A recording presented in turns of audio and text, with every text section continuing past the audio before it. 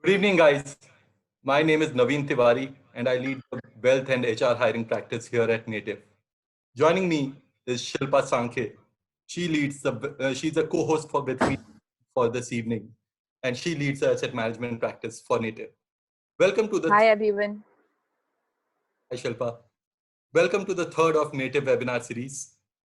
Sitting on the fence or jumping right in. Wait for things to happen or make things happen. These are some questions which most of us are juggling with.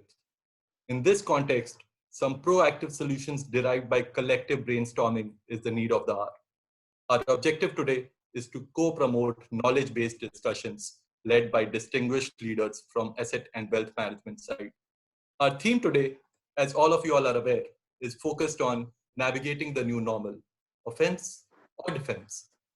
What is the new normal? Do I go all in or all out? Or the answer lies somewhere in between? To discuss all this and much more, and I'm glad to, as well as privileged, to introduce a Power Pack panel today. First up, our first panelist is Kalpen Parekh. After an illustrious career in sales and distribution with few of the largest AMCs like ICICI, Birla, and IDFC, he is now leading DSP as a president. Undoubtedly one of the most dynamic leaders that we have known in the AMC industry. Please welcome Kalpen Parekh. Next panelist, Karan Bhagat. As per Fortune magazine, he is the man who will keep you rich. Karan is the founder, MD, and CEO of IFL Wealth and Asset Management, one of the largest wealth management companies in India. It is also the only pure play Indian wealth management company to be listed on both the stock exchanges. Welcome, Karan. Our next panelist is Navneet Munot. Investing in equities is more about EQ than IQ, says one of the most respected names in the investment fraternity, and who is the CIO of now officially India's largest fund house by assets under management. Welcome, Navneet.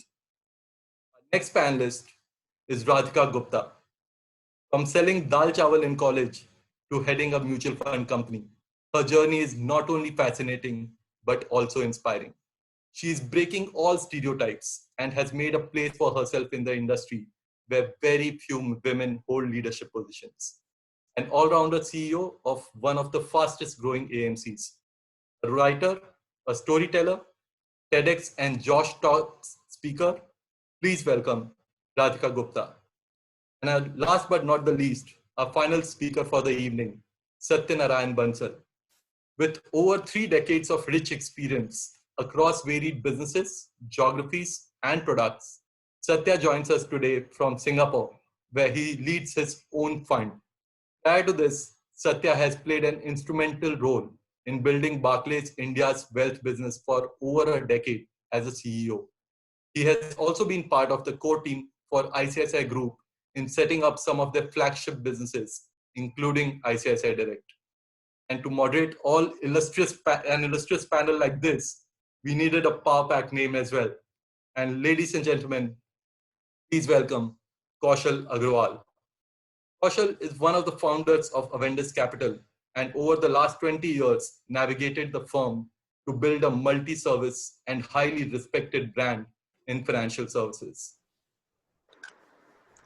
Thank you, Naveen, for that introduction. I am going to take quick 30 minutes from you, Kaushal, not too much time. So for all the attendees, those of you who are new to Zoom, there is a question and answer button, Q&A button on top of your screen. Feel free to punch in all your questions, which we will take up later with the panelists. Also, for all the mobile users, you can swipe left and right on your phones to see all the panelists in a great view. Thank you. Over to you, Kaushal. Thank you so much. Thank you, Native. First of all, thank you for the perfect timing. It's right after cooking the evening meal and right before cleaning the utensils in the evening. So absolutely perfect timing for this webinar. I'll start this webinar with two quotes, one by Charlie Munger, where he says that he feels like captain of a ship in the worst typhoon that he has ever seen in his lifetime, and he's 95 years old. And second by Bill Gates, where he says that economy is not going to go back to the previous normal. And this is the guy who predicted the pandemic. So we have two really respected people speaking out their mind in a time when everything is uncertain.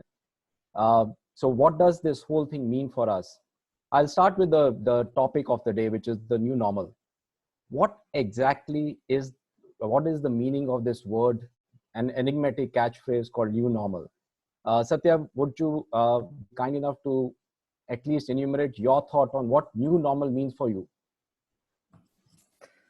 I think we are all setting, Kausal, thanks for having me here. I think we are all looking for this definition of new normal. I think life is not going to be the same as we come back post the COVID scenario.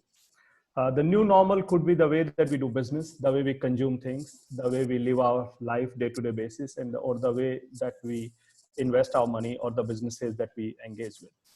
I think there is a significant amount of tectonic shift that I see in the lifestyle, and that's going to define the way the business, the economy, the investment world, and all of us personally and socially going to get impacted. In fact, I was talking to a few of my business friends whom we generally engage on a weekly basis, and they're all from different industry. And they were saying that now I realized that why I was going all along to my office to do my day-to-day stuff, or at least 80% of that, I'm in my position at least. So for them, the new normal he was discussing is that why should I have so many cars in my place parked? Anyway, I have to take one car out to get my another car out. He's saying I should just simply have one car. I mean, that could be the case with automobile industry. So change in consumer behavior, fundamental shift in consumer behavior is one of the new normal that you are envisaging. Karan, what about you? What's your view on what is the definition of this new normal? I think new normal, I think will get categorized by 2 or 3 things in my mind. I think one key change which will happen is there'll definitely be a change in consumption pattern. There will be, people will consume differently. Travel might get postponed for a long period of time. Social distancing might not go away in 2 to 3 months. It's something which will stay for a longish period of time. And I think it will affect consumption of many industries in many different ways. The second, I think there will be a bit of a mean reversion. In whichever business and industry there was any kind of flab which had developed over the last 3 or 4 years, that will kind of get mean reverted back to potentially 4 or 5 years back. Businesses will be required to be much more productive. They will require to focus on the smaller things much more. And we may see a scenario where offices also tend to get much more from their senior people and have a much leaner team than what they were used to. And thirdly, I think what will happen is it will take a long time for people to start taking risk again. And if that happens, I think to a certain extent, it will start affecting all our ability to be able to grow at a certain pace. So I think the new normal may be to grow at a slightly lesser pace, a more cautious pace, and ensuring that each and every resource is well utilized. Got it. I think that's something which we are hearing from a lot of people as well. I guess just taking it off from what Karan is saying, there's going to be effect on people. Productivity means there will be more demand made out of people in terms of the output they day, or maybe even reducing their compensations. So question for you, Radhika, is with this reducing cost pressure, increasing cost pressure, and reducing revenue, how do you keep your people motivated? I think a very relevant question, and I don't think, there are 2 parts to this. One is, I think anybody who is a markets professional, and that's the industry that we represent, is and should be used to a certain amount of volatility in their professions. Many people here, I think, have gone through 2008, 2011, and many kinds of things. So I think employees, one, either have to be used to this or have been used to this already. Maybe a younger generation is seeing the first crisis after 2008. I also have never believed, quite frankly, that compensation can be the only lever to keep people motivated. If that is the only lever to keep people motivated, then we have a problem with people. I think Karan makes a very valid point that as you get more out of people and as your cost structure is leaner, it will also mean more room for growth for people. And I think you keep people motivated by putting culture in place, but also giving them growth. The same guy is now able to do what 5 or 6 senior guys were doing. And I think that is the room to grow. So I think the upside for good talent continues. And I think good talent is used to seeing a crisis. Right. No, absolutely. Kalpen, what's your view on the same topic about people and compensations? So my view is, not just times like this, but always, the principle that has lasted always in terms of dealing with people is to treat people the way we would want us to be treated. And in good times or bad times, if we, add value to people and make them feel more and more relevant, that is a very big source of long-term motivation. These are also times, and then we were discussing this in our own company a few days back, that do we focus on revenue growth or do we focus on cost reduction right now? Of course, both have merit, but depending on industry to industry. So for industries where penetration levels are still low, there is need to constantly innovate. And in times like this, when we are pushed to the corner, I feel a lot of new ideas and solutions and ways of doing things will come from this.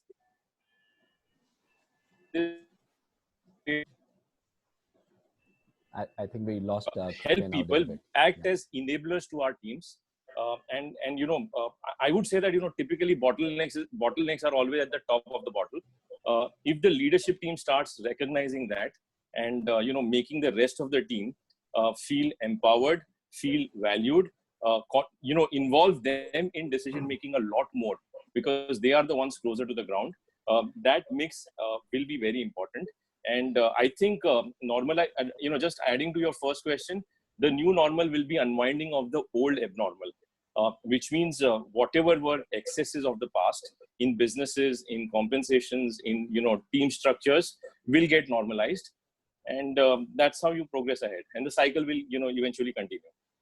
Right. I think both Karan and you are basically talking about productivity, and Radhika spoke about culture, which is a very critical part of any organization. I don't know whether you had a chance to see this wonderful letter written by Brian Chesky, yes, of Airbnb.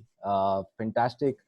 And the level of empathy with which he has addressed rationalization of cost structure in his company. So I think there'll be a lot of such letters to come over next 6 months as productivity comes in and some of the employees have to be, reduced in various organizations. But do you see opportunities as well? Do you see, over next 9 months to 12 months, more opportunities coming, especially in financial services, and especially the area that, the 6 of us are in, which is asset and wealth management. What's your view, Navneet, on that? So I always think that constraint is one of the necessary conditions for innovation. And the constraints with which we are living today are leading to amazing innovation. I think there are ways of doing things which we've never thought about earlier. And I think similarly, the people will start focusing a lot more on reliability rather than optimization. For example, earlier we wanted to have as many people as possible on one single floor or one single building. Maybe people will think differently now. People will say, I want to have like a couple of offices in a city like Mumbai rather than getting everybody in one single office. Then what that do to the real estate? The micro level may do well versus the way we perceive it today. Similarly, I think there are a lot of other things that will change, but my view is that I think will change for better going forward, because a lot of innovation, which otherwise we would not have been forced to think the way we are thinking today, getting the best of out of our people. There are newer ways of thinking. When is the last time Native guys did an event like this? We used to do more physical events and roundtables and used to spend money. That money will get spent somewhere else. But I just add one point that the way we look at, so everybody will say growth will take a hit, output will take a hit, we'll have to get aligned with a new normal. My view is that the fundamental way we measure growth, the way we measure output itself will undergo a change. If I was driving a car to go and meet one of biggest client, Karan, in Parel office, I was emitting carbon and I was adding a lot of value to the economy. I'm achieving the same purpose today by having him on webinar and along with all his, the product guys and RMs. And now, how do we measure the value of that? The whole concept of GDP and output will undergo a change. And maybe I take one more minute, Kaushal, that everybody is now, I also think every day, what will change, this will change, that will change. There are few things that will not change. And if people, so we'll surely travel less for business and all. But there is something in our DNA for a million years. We want to meet people in person. There is some joy about it. I think that won't change. I've seen that in 90s when paging, fax, and the Cisco and all of that video conferencing, people wrote the obituary of airlines. That didn't happen. Travel actually increased. So there are few things, and we can discuss several of them, will not change. The consumer fundamental behavior is they want things in a more convenient manner, more cost efficient, more choices. Those things about consumers won't change. Right. No, I think you can't take poker online, basically. So, I think innovation is so we spoke about productivity, spoke about definition of growth. Maybe environment will become part of the growth narrative as well at some point of time. As people understand that growth is not about GDP alone and the other parameters in growth as well. And there has to be a risk of doing certain things which get factors into growth as well. Coming to innovation, I think innovation and technology are very linked to each other. And for a long period of time, we have been talking of digital and technology influencing financial services in a meaningful way. And that conversation's been on for last 20 years. That started with really low-cost online brokerages. But the impact of technology on financial services till date has still been minor compared to the impact on certain other industries. You see this event changing fundamentally the impact of digital and technology on financial services on a broader basis, and asset and wealth maybe on a sub-level basis. What's your view, Radhika, on technology impact on your industry? So I think, there's a running joke saying that the guy who brought technology was actually not the CEO or the CTO. It was COVID, and I agree completely, because I think digital was a conversation that many boardrooms have had, but COVID has forced us to do it. I think since the lockdown, at least the AMC industry took a call to be fully digital in terms of transactions. And, while there's a lot of hesitation when these things start, will it happen? It's happened, and it seems to be working smoothly. On our digital platform, which is Galaxy, on our website, we are now seeing like our digital platform for advisors was hardly used before. It's suddenly seen, I saw today, a 90% uptick in usage. That's happening on online transaction platforms too. So digital will come in there. We used to spend a lot of time, along the line of what Neil said, events and large scale conferences and lots of stuff on the physical platform. And over the last 2 months, I myself have probably counting about 21,000 either clients or investors through digital means. Some of the events like this have 1,000, 2,000 people out there. So I think it will enable us to do things differently, do things more cost efficiently, and really, and I don't think digital for us will just be transactions. Digital will penetrate every aspect of what we do. We are running a paperless movement within the AMC this year to try and see if we can completely eliminate paper by the end of the year. Wow, that's fantastic. Karan, IIFL was one of the leaders with IIFL One in using technology and bringing a product to the market which was technology driven. What's your view on the further impact of digital and technology on your business? I think digital and technology will be all encompassing. I think there are different stages. I think on the wealth management side, on the ultra high net worth individual side, I think the largest impact of digital and technology will be on the back-end processes, the ability to do analytics, and the ability to actually adjust client portfolios based on technology. The client himself or herself may not necessarily move on to an online world to actually transact for a small to long period of time, but the mode of interaction with the client will become more and more technology based. For example, now our monthly reports are all video reports. We find clients find it really boring to open the PDF reports and see the value having changed by 0.5% or 1% every month. So we send across a video report where in a nice voice in 30 seconds, you can pretty much know the summary of your portfolio over the last 30 odd days. Now that's increased the usage of the report by nearly 3 to 4 times. So we'll see a lot of changes on the ultra high net worth side on not necessarily trade execution, but analysis and the eventual kind of levers to make decisions, including CRM and so on and so forth. I think a notch lower on the mass affluent as well as the medium rich side, which is the priority segment. I think a lot of the execution will also start moving online. And that's only a question of time. But either the cost structure will demand it, or the use, the efficiency, and just the flexibility to be able to understand everything and do quick decisions will be all empowering. As far as IIFL One's concerned, I think that's more or less a single unilateral way the entire wealth management industry has gone across the world. I think more and more clients will push us or require us to put investments into direct.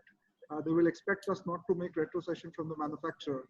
And sooner than later, the only way to sustainably build a superior wealth management business would be to earn fees from the clients as opposed to earn retrocession from the manufacturer. So I think it's a question of time. Clients also will understand the need for this. The maturity has to kick in, and relationship managers also have to feel safe about this kind of a construct. So it might end up taking 12 to 24 months or potentially even 36 months. But slowly but surely we'll get there. Now, that's a fundamental shift to the wealth management industry. I actually understood how the world has changed when my son, about a year back, he's about 9 years old now. He tried to actually swipe the screen on his television. So, he's so used to swiping that he actually tried to swipe a screen on the television. Kalpen, what's your view on technology? Given, again, mutual fund industry is shifting in a big way. Ground level sales force, how will it behave going forward? Online onboarding, complete digital experience end to end.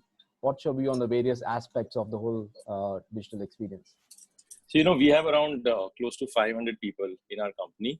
And for the last month, in fact, even 10 days prior to the announcement of lockdown, we had started doing our recce to see if we can do our disaster planning in advance. So we had only 2 people operating from office, and these 2 are the security guys.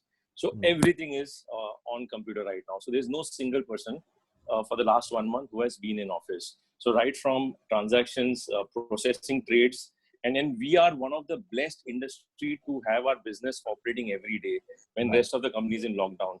So we are transacting thousands of crores of orders and placing money and giving redemptions every day to our investors without any impact whatsoever. So in that sense, the lockdown has not affected this industry to a large extent. What is also changing, and I'll just give you a number, in the last 25 days, we started a concept called Lockdown Pathshala, where we invited distributors at large around the country to participate. We have done training programs that we've not done in the whole year, and the concept that we've not done in the whole year in the last 3 weeks. Wow. What gives me, a message is that a lot of things that we take for granted, which is, knowledge. Many times in our industry, we rely a lot on just market prices and momentum and greed and stuff like that. But core skills, core principles, understanding what is risk, understanding how to create value for our investors, concepts like, how to brand myself as an advisor, how to, use social media effectively. These are the concepts that people are engaging with each other.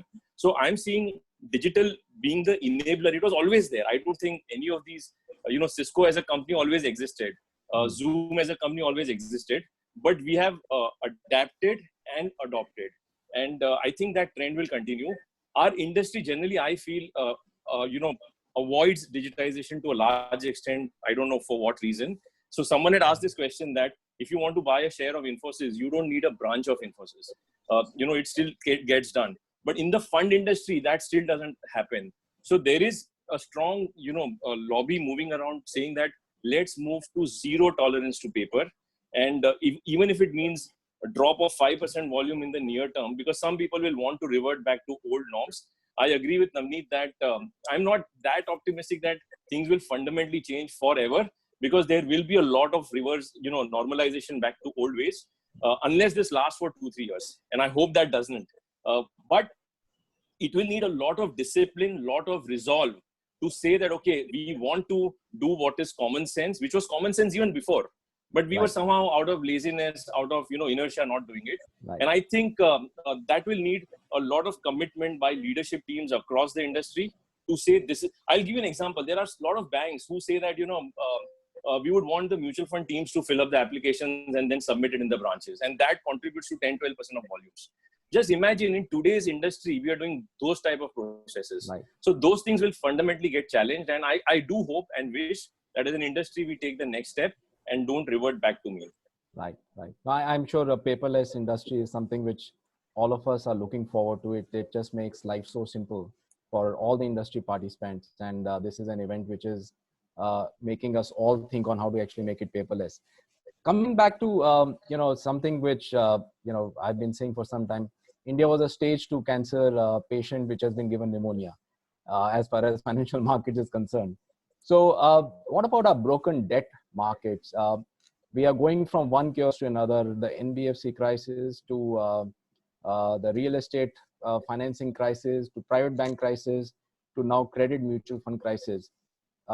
It's something which is unyielding and unrelenting. And being in the industry, I have a lot of clients who continue to ask us a question on when is the debt market in India going to stabilize. So any thoughts, Satya, you are sitting in Singapore, but you've been active participant in the wealth management industry in India. Given, do you have any perspective out there on the debt markets in the country? Let me give you a general perception of what's the way that people have been thinking about India sitting from outside. First and foremost, I think there is a lot of gloom and doom being people are talking about, saying that, hey, what's going to happen? I mean, obviously there is a lot of negativity in the system, and I think a lot of people are feeding that to an extent, rightfully so. But I think this is the best opportunity for our country that we have. I remember the 1990 crisis way back in the Harshad Mehta 1991 crisis, and that led to what the digitalization that we see in the stock market and asset management industry and the whole, you can say, financial services industry. The whole digital economy came from there. So I think every crisis is basically an opportunity for us to regenerate.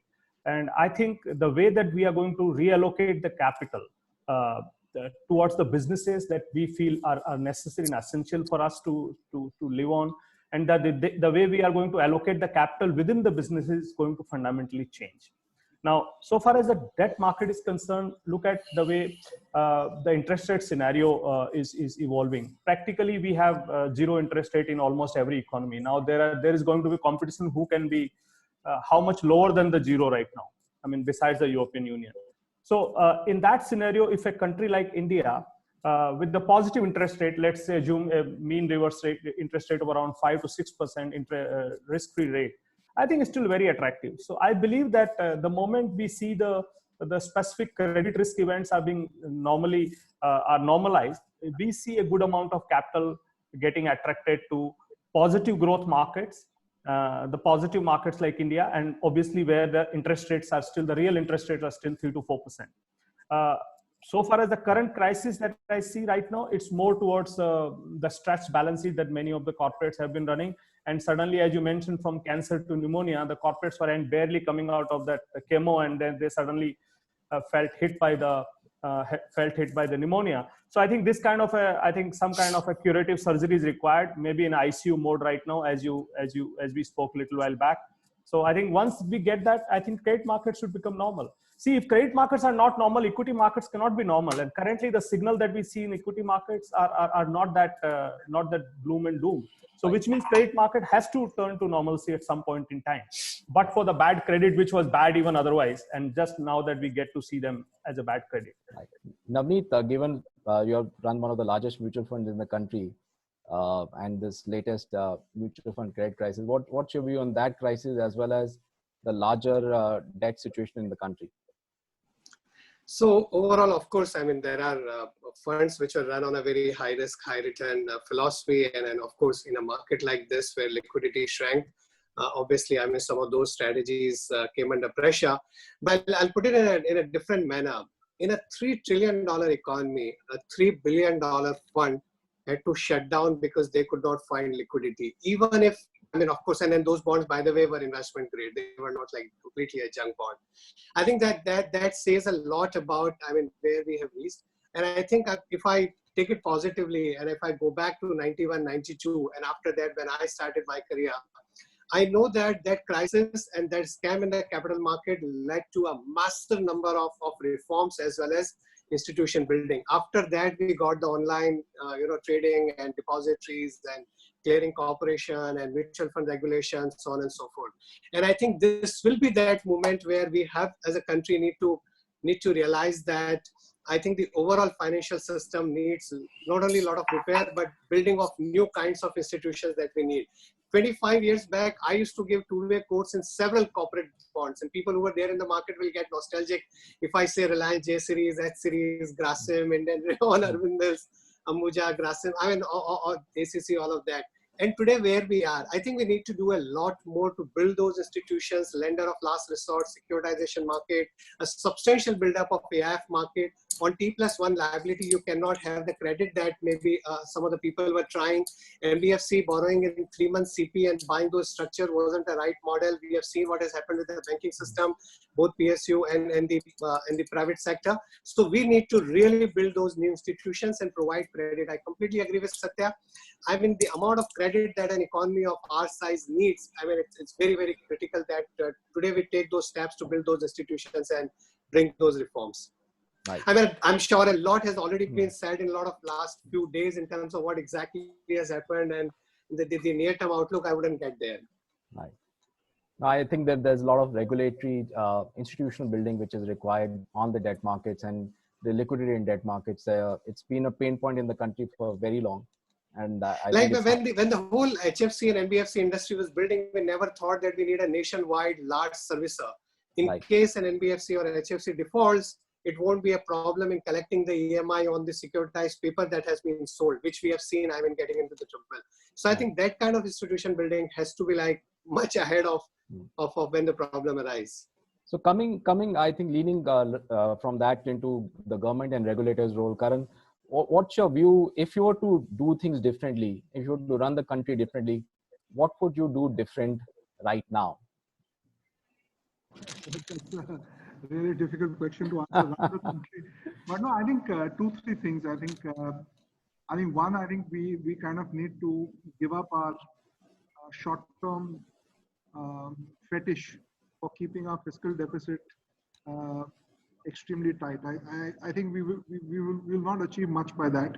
Even if our currency was to depreciate a bit, I think we need to print a bit of money. I'm not sure where the guarantees and the risks need to come in. Part of the money can come in as equity infusion, like this also happened in the case of a lot of the airlines in the US. But the government has to be able to print some more money, and the money has to go into circulation. Because unless and until that happens, there are multiple parts of the chain which will get continuously broken.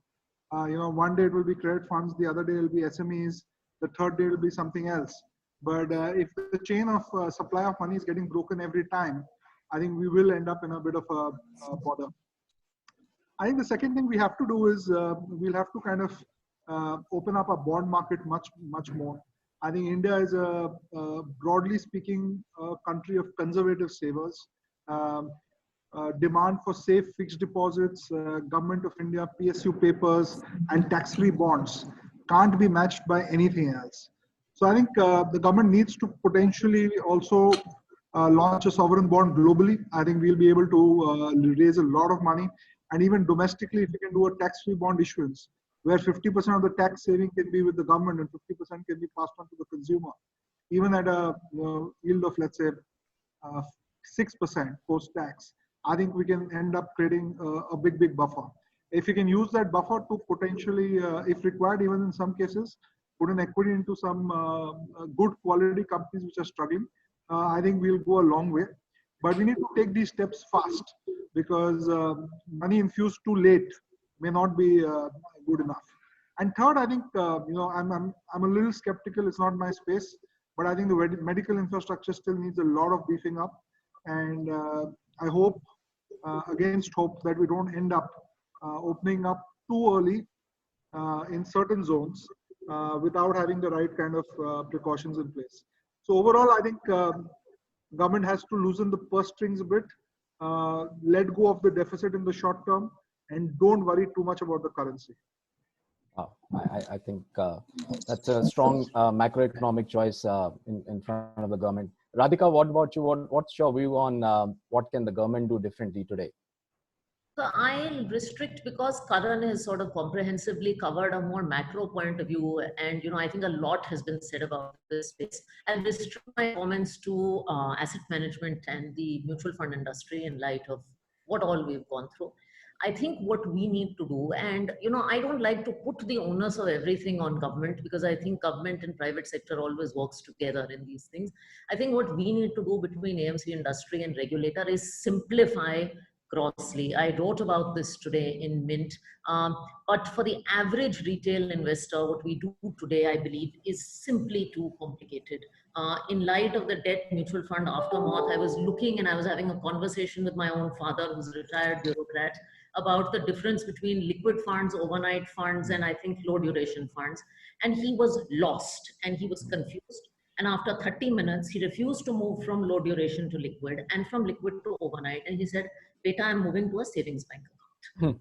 And I could not convince him. And so I think there is a gross need for simplification. Simplification in categories, classification of a few funds that are appropriate for retail investors, and simplification in our language of all this to consumers. We're in a consumer industry where at least retail MF penetration is 5-6% of GDP is 40. We have very basic battles to fight.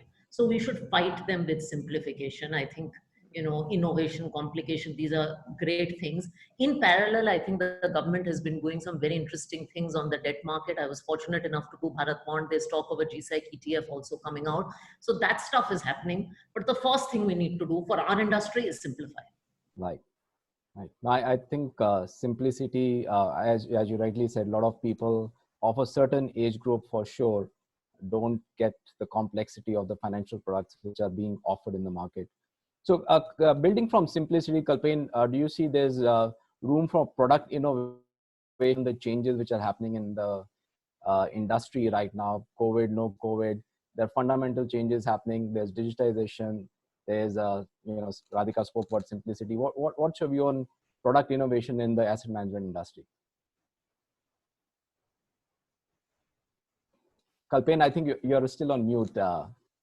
Radhika, allow us to talk to your dad and see if we can try to get his money back from FD to liquid funds. So we'll try for that. I think, the rest of the world is at 0% interest rates and heading towards -1 and -2. India is a 10-11% ROE country with reasonable, business opportunities.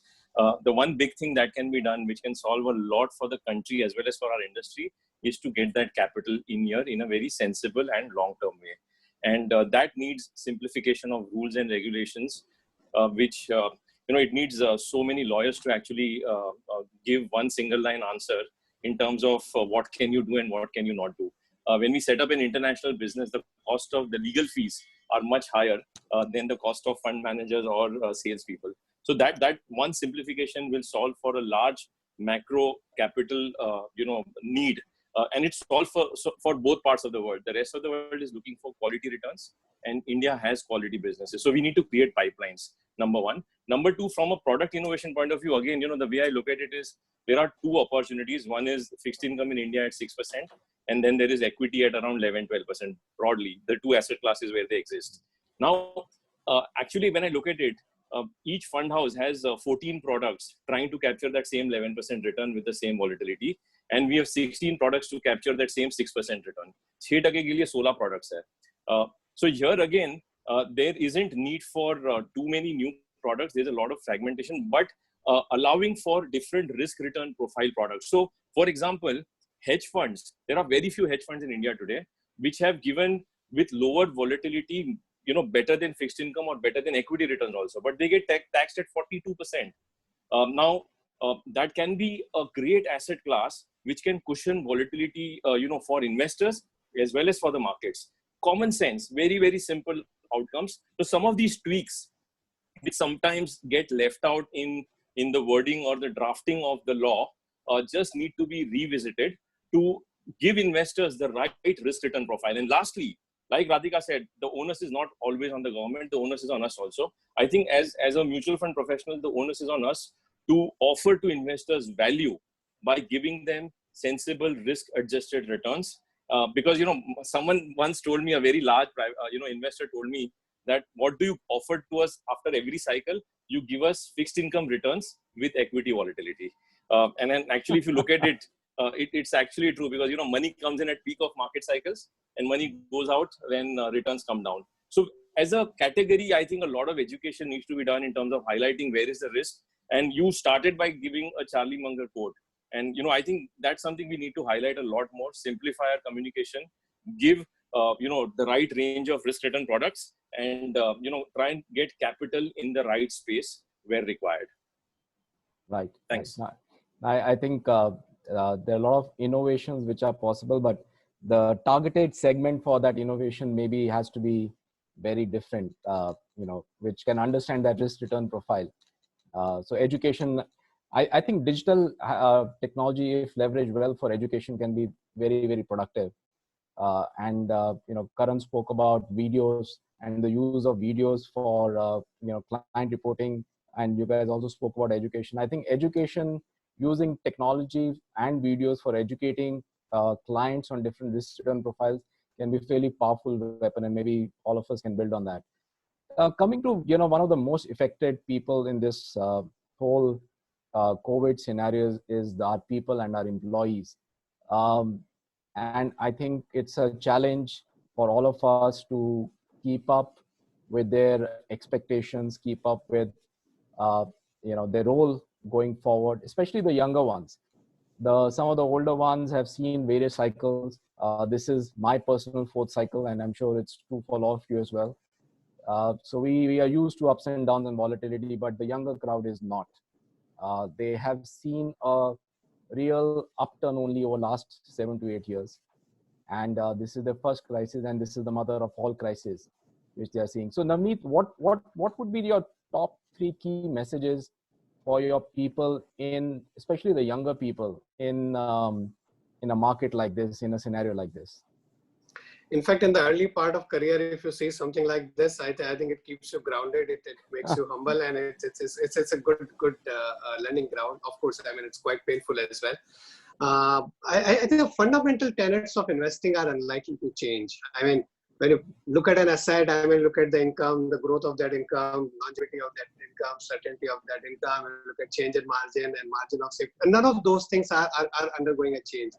But the way you look at investing, I think fundamentally we have to start thinking about the left tail risk. Something that we keep saying, this is like a 6 sigma event or a 3 or 4 sigma, which should happen once in a century, is happening like every 5-7 years, something like absolutely what we had in 2008 or what we are having it now. How do you really price in that left tail risk with the events with a very small probability, but with huge consequences? Liquidity. You take it for granted. I always say, liquidity is positively correlated with market direction as well as the market sentiment. It's not available when you need it. So how do you really build in when you manage public money in terms of liquidity? Also, I think fundamentally from an asset allocation perspective, while the rates will come down, as Kalpan mentioned, 0 rates or negative, but how do you calculate the risk premium given the kind of events or given the uncertainty which is lying ahead of us? How do you put that in your model? I think increasingly also as the world becomes more efficient, how are you going to generate alpha? So the way you create your information edge, analytical edge, behavioral edge, I think you have to think very differently. Otherwise, how on earth you justify your asset management fees? So all of those things, and particularly in the younger lot, as I mentioned, that you have to remain grounded and remain humble, that there are things that we know, there are things that we don't know, and there are things that we don't know. And I think and particularly that book always I like, Nassim Taleb's, I think the first book, Fooled by Randomness, I think is very, very critical, that there are things that we don't know, and you always have to be very humble about it. Right. No, that's. In fact, as Kalpan mentioned, I was about to use that line that, giving fixed income return with equity volatility, we have to think very hard and innovate a lot more. How do you provide equity-like return with fixed income-like volatility, not the other way around? Yeah, no, you know, thinking hard and thinking simple, and keeping grounded. Those are things which I guess comes with maturity and lifetime. I think we want to now move to a section which has been inspired by another Karan, not this Karan Bhagat. It's from Coffee with Karan, which is a rapid fire round. And this is actually going to be fairly exciting. I've been looking forward to this round since the start of the webinar. So this is something which is open to all the participants, and I think they can do it one by one. I'll just name it. The first question of rapid fire is recovery, U, V, or W. We'll start with Satya. We'll start with Singapore. It's just one letter answer, Satya. U, V, or W. Radhika? Alphabet soup. I have no idea. Karan? U. Okay. Kalpen? IDK. I don't know. Navneet? Looks like you. I mean, there's a possibility of that W, but I remain optimistic. We'll have some, maybe a painful period, but then it will be a good recovery. Yeah, here's to not knowing what we don't know, actually. So my answer is I don't know. So we'll come to that. What's a one-line advice to our clients in this market? I'll start with Karan, that is most client-facing guy I know. So one line advice to clients. I think be open, communicate, and it's not yet the time to take irrational risk. So conserve cash, but don't do anything irrational as if the world's ending tomorrow. Radhika? Storm is not the best time to make big decisions. So just don't do anything. If you can't figure out anything else, don't do anything.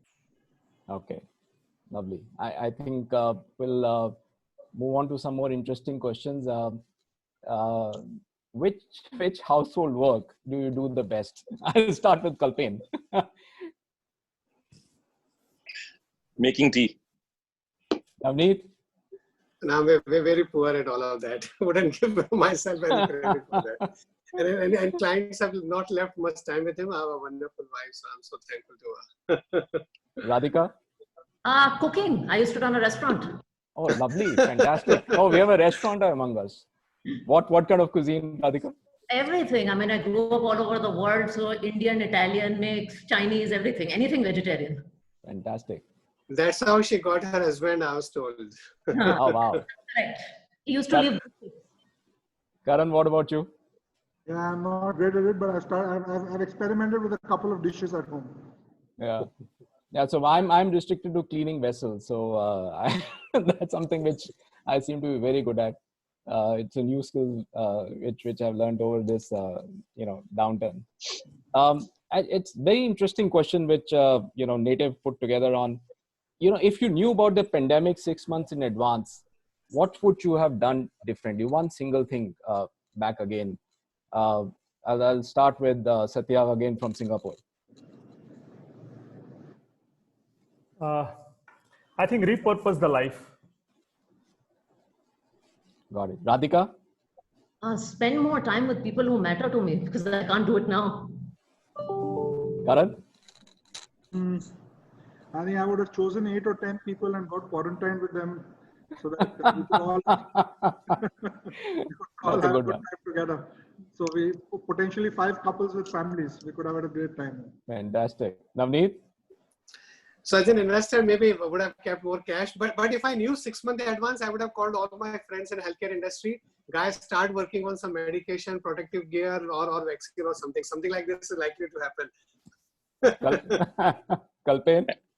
I think, would have done everything we did in the last 1 month, 6 months back, which is social distancing, taking care, not doing what we were doing, and actually going back to a more grounded life.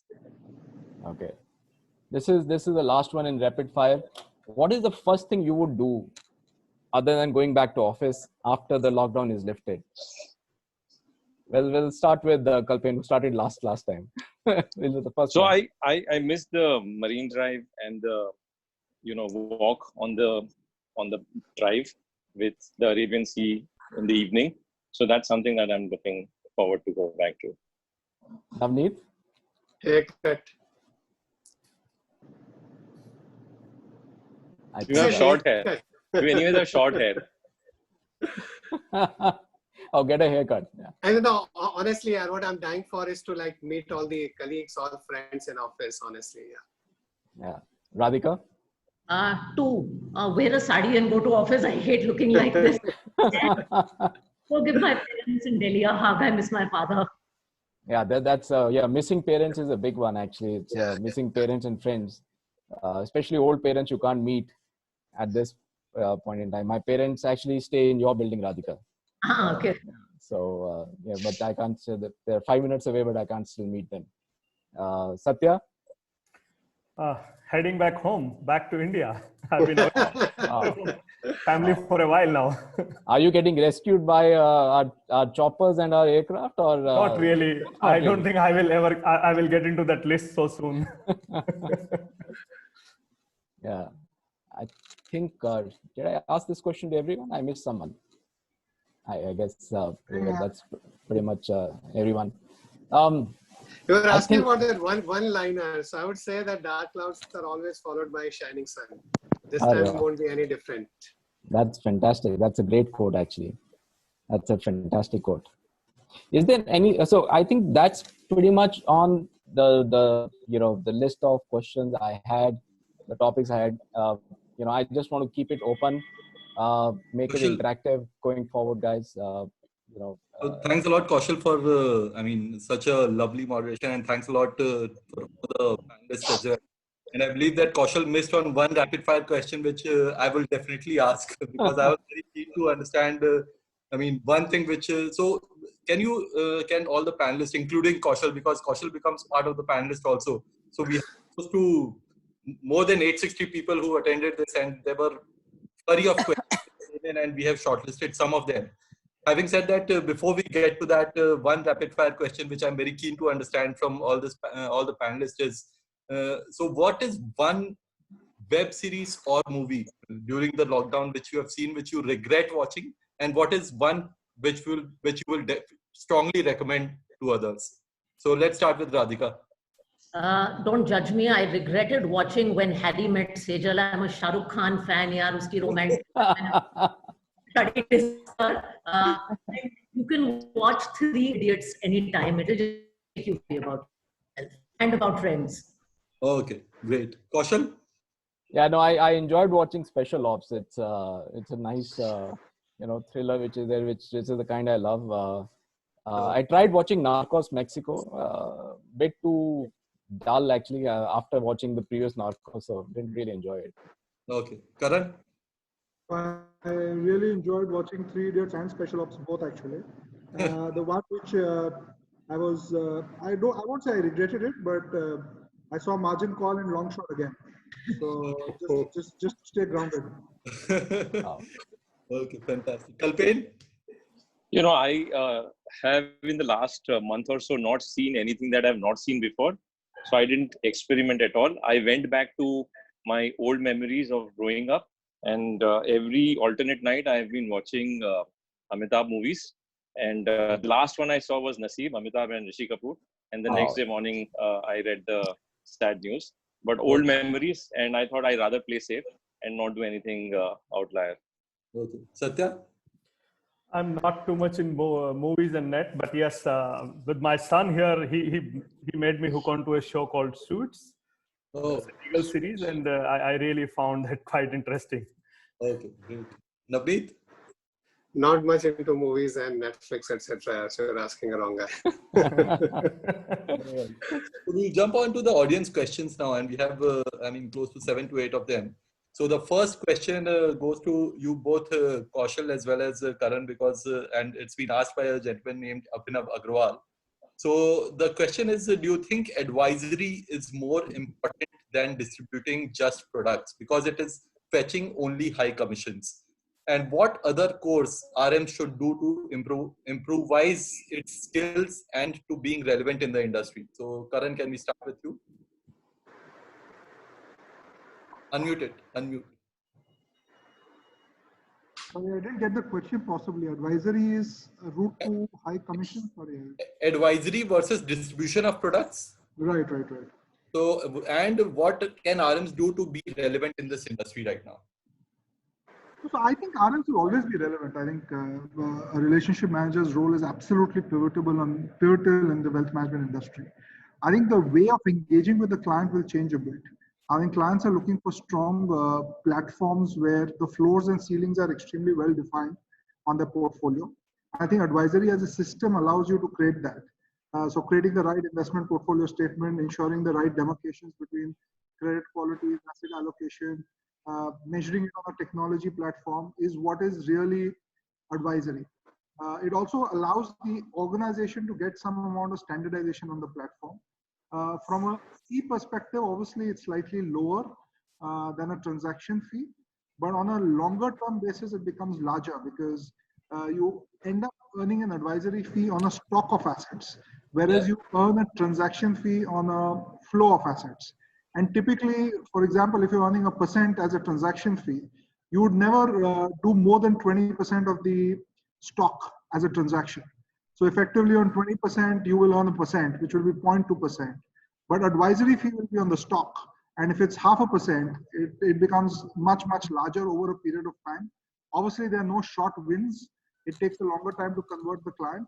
But I think that's the right way to go, better way to go. And in the longer term, also a larger revenue for the relationship manager, as well as right advice for the client.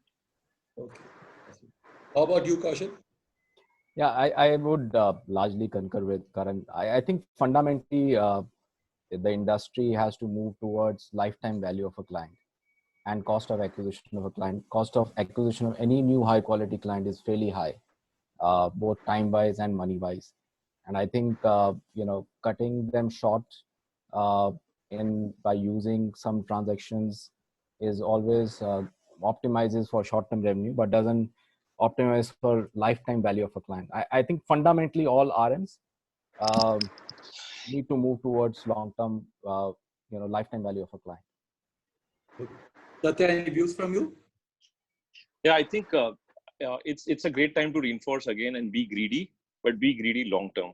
So, keep the long-term mindset in mind and help clients grow. If clients grow, we'll grow. Satya, any views? Yeah, I think the whole industry is going to get into a big shift. I think we need to become a partner in wealth creation for clients rather than becoming a distributor or mere advisor. We have to actually own the whole advice and ultimately make money along with the client. So I think there is going to be a bigger partnership. Now, obviously, this cannot be done in public markets, but so far as the private markets are concerned, where you are actually investing in businesses or investing in some kind of private opportunities, yes, this has to be done on a full ownership basis, and you need to create that alpha and actually own that alpha and be part of that alpha as part of your advice. Fantastic. My next question is for asset management experts. So this question is from Kunal. And this question is for you, Navneet and Radhika. Do you feel Indian equities will suffer compared to international equities in the short run? No, I think there are interesting opportunities in India also, structurally over a long period of time with the size of the economy, demand, demographics, now with the digitalization which is underway in India. I think we are going to emerge a very significant it's going to be a very big opportunity on the digital side in India, and also, of course, from the supply chain shift, etc. So it depends on what kind of stocks, what kind of equity you are buying. But I think just like any other part of the world where stocks may have become quite cheap, I think even in India there are going to be very interesting opportunities. Fantastic. Radhika? I would only add to what Navneet said is that it's very, if you look at the last 10 years of country-wise returns, it's very difficult to predict what market will do well at what point in time and what circumstances. Of course, there will be opportunities in India. I think from an investment point of view, I've always believed you should have a part of your portfolio in India, but you should have some element of international equities because there are other markets, China, US, that are significant global markets that do well. And also diversification is something that is very important. You get access to opportunities that may not necessarily be available in India. For instance, technology as a space. So I think both have to coexist from a portfolio point of view. Sure. Okay. So the next question is from Rushikesh Matre, and this question is targeted towards Karan and Kalpen. So what is the likelihood of asset management companies starting robo-advisory services for the mass market? I think, that platform already exists through digital distributors as well as digital platforms that AMCs have. So we already have that model in India, but it's very nascent. And we've seen a lot of new clients getting acquired through digital platforms in the last 2 years. What remains to be seen is how many clients remain, in this cycle. If the cycle remains flat for a long period of time, how patient are investors? Because typically digital platforms cannot manage behavior. They can manage the data part of investing, but the behavior part of investing, which is the real source of return, needs to be seen. So I think it's going to be the first cycle, and we'll have to wait and watch how successful are we in that phase. Okay, Karan, how about you? I think slowly but surely there will be some advent of solutions which are driven around, or some asset management products which are driven around solutions. I think some of them already exist, but I don't think so from a distribution perspective. Clients are still looking at distribution of, or when they buy a mutual fund from an asset manager, they're looking for a solution. They're still kind of looking at it as a product. I think over a period of time, you will see the evolution of solution-based products coming in. It will kind of take its own time, because it potentially can be either goal-based or it can be asset allocation-based. It exists to a certain measure, but globally it's picked up a lot more, and essentially has underlying investments in ETFs, and typically tends to be lower cost. I think over a period of time, some of these things will come into the country. Okay. So the next question is for the whole panel. So during such markets where we are seeing salaries being slashed and bonuses being deferred, etc., etc. So if you have to still maintain that employer of choice status, what does a company need to do? So can we start with Kaushal here? Yeah, I think it's been spoken in certain ways by few people before, including Radhika. I think employer of choice is not only about compensations. It's about a full set of cultural ethos which an organization has. And for example, in our firm, we have a very clear culture, and that culture ends up helping people create long-term value for themselves. So it's about nurturing the right skill sets in the people, helping them actually evolve and grow into what they should be. I think most high quality professionals, and high quality is the question mark out here, but most high quality professionals want actually long-term success, and they want organization which can help them nurture that long-term success. I think if you can continue to focus on that and continue to drill that into their mind, I think you can continue to motivate people. Great. Satya? Yeah, I think as Kaushal covered it, that there are other ways to basically keep the passion intact for people who are part of your team. And most people nowadays get carried by the purpose that the organization is serving, the kind of business your organization is, and the kind of passion that you bring in to make that happen. So I think as long as we can keep the purpose very much aligned, and obviously this purpose has now been redefined post-COVID world. So as long as you can bring that purpose as a center of your organizational ethos, I think people will stay put with the organization, even if you're paying slightly less, or maybe I think that's people will just take it on the chin and be part of your team. Okay, great. So Navneet, the next question is from Abhishek Datta, and he feels that globally it is viewed that the investable universe in Indian market is really small due to the dearth of quality companies in this. Is this something that you concur with, or you disagree?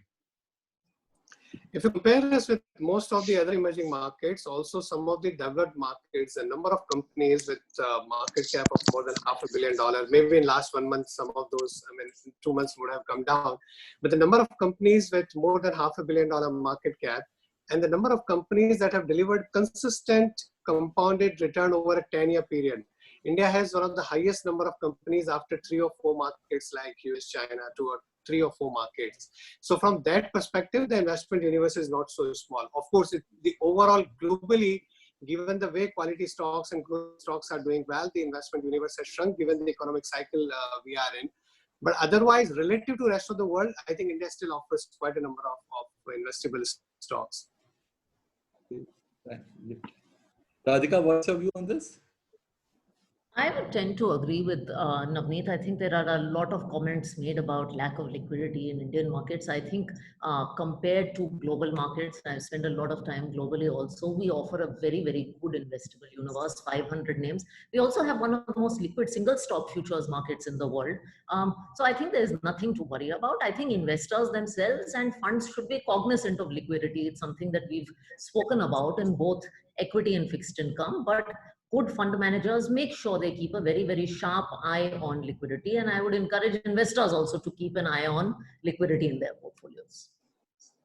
Fantastic, fantastic. And so the next question, Kalpen, to you is, said, what will be the impact of FDI flows in India, given our GDP projections going forward?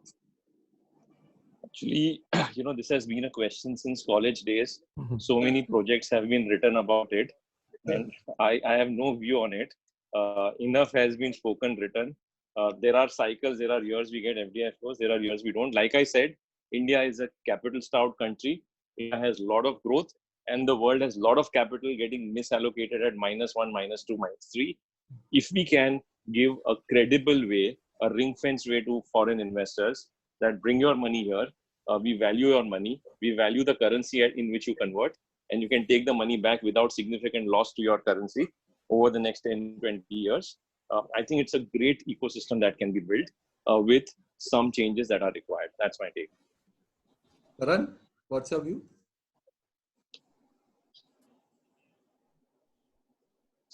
You need to unmute yourself. Yeah. Yeah. No, so I think most of the points are covered, but honestly, I think overall, I think a little bit of printing of money, consumption in the country will always come back. One of the strongest things about our country is consumption continues to remain strong. Cyclical businesses will face a bit of heat, but eventually things will come back. We need to be very patient and rightfully factor the quantum of time which might be taken to come back. So we can't really plan for the next 3, 6, 9 months, but if we judicially plan for the next 18 to 30 months, I think everything will come back and come back stronger. Consolidation may end up happening over the next 6 to 9 months, but people who are sensible and consolidate well will emerge much stronger in the next cycle. Fantastic. Great.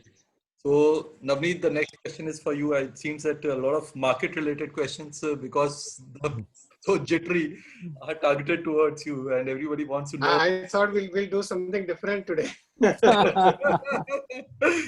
So, so there are so many questions, but I'm just reading out the last of this question is from Kunal.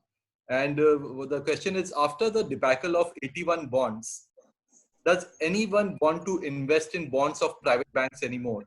Hasn't RBI killed the bond market for bonds in its infancy? So of course, when I was touching upon that whole point about the risk premium, how do you assign a risk premium to different kinds of instruments, asset classes, etc., have undergone a change with all the events that have happened recently, and that's also true of, like, one can talk about the 81 bonds. I mean, getting written off before equity, of course. I mean, that has put another layer of the way you price that bonds. I'm sure people will have to take that into consideration. It's not a pure fixed income instrument. I mean, the equity risk which is built into that product will have to be priced accordingly. And markets are smart. I mean, to a large extent, that process has happened. Fantastic, fantastic.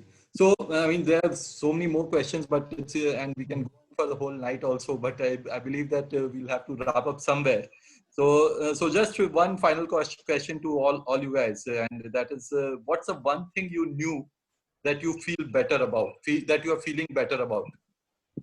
One thing which you knew that will happen, but but now you are feeling much lesser anxious about.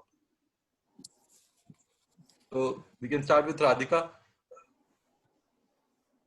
I don't have a great answer to this question, but I think personally the fact that you knew that you could be able to work from home, that BCP would theoretically happen, but the fact that everybody has been able to work from home and actually for us with no business impact on anything real, I think is just very comforting. It just tells you that you can be all digital. You knew it in your head, and I think personally the fact that I could sit at home for 6 weeks without having to visit an airport and still be sane, I think gives me a lot of comfort. Karan, short comment. I think honestly, if I look at all the other countries which have gone through a huge amount of pain, US, Italy, I think at some point it's kind of shaved off. I'm hoping for a second run not to come, but the first one dampening off after the first 35 to 40 days gives me a lot of comfort. Fantastic. Talpin, final thoughts? I think I just have a lot of gratitude for all the people who have enabled these type of interactions, and for us it is all BAU. Work is going on. We are doing more work, more connected with people we have not connected before. So I just feel that that's a great learning, and I feel thankful for that. I mean, as Radhika mentioned, I think earlier, the number of people that I've connected with in last 2 months, thanks to the virtual events, is I think I've done much more in last 2 months than I would have done in last probably couple of years. So that's a positive aspect, yeah. Personally, I think I got a paranoid a little before, and thankfully that's why I mean more from a family perspective as well as in office, I think we are in a good shape. Sure. Satya? Yeah, I think we are able to connect with many people across the time zones. And the good thing is that you don't need to be too much formal in seeking appointments with each other. Most people quite accommodate on the calendar, and you can directly do that.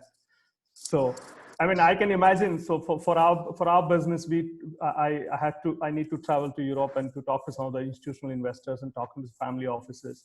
I think most people wanted us to be there. Now, all of them, including their principals, the partners, the institutional family office head, everyone is available on a remote basis, and you can talk to them as if you are meeting them. So it's a very good thing to have. I think the way the people have been engaging it remotely is not formal anymore. I think people are becoming quite informal, even remotely. Great. Fantastic. Last comments, Kaushal. Yeah, no, I think just building on that last thing, I'm actually extremely excited and happy. Frankly, I didn't expect it, and how the whole country has come together during the COVID time, and seeing how a similar thing is happening in US. The way our state and center is working together, the way our corporates are coming together to solve problems. It's very almost a delight to see a country as vast and as diverse coming together to solve a problem. So my faith in India actually got kind of reinvigorated by how we are handling the crisis, and without having a real emergency roadmap, we have kind of handled it very pretty well till date. Yeah. Actually, I mean, just to take the point from Kaushal, we have built a humongous social capital, and it's very difficult to put an economic or a commercial number to it. But I think we have built a humongous social capital as a country. Fantastic. Absolutely. I can only add one thing, that this is the time that India is seen to be a shining star. Nice. I think sitting outside, I can tell you guys, we are a shining star, and I hope we can keep that image intact. Fantastic. And from our side, I believe that it would have been a humongous task to get all 6 of you guys together physically. So I thanks this lockdown that at least virtually you guys are all together on one platform. So I thank a lot. Thanks a lot to all you people, both moderators and panelists. Over to you, Shilpa. Thank you so for much, everyone. Thank you. Thank you for that. Yeah. Absolutely. That was indeed an insightful session, bringing out a lot of clarity and direction on how asset and wealth management companies are looking to navigate the new normal. Thank you so much for that. Thank you, Kalpen, Karan, Navneet, Radhika, Satya, and Kaushal for sharing your perspectives. Thank you all the attendees. We look forward to hosting more such webinars. In fact, there is an interesting one scheduled for tomorrow with some of the founders and CEOs of the top fintech companies in India. They will be discussing on whether fintech is disrupting or getting disrupted as a business. Request all of you all to attend the same. Have a wonderful evening, guys. Thank you so much. Thank you for being here. Thank you. Thank you.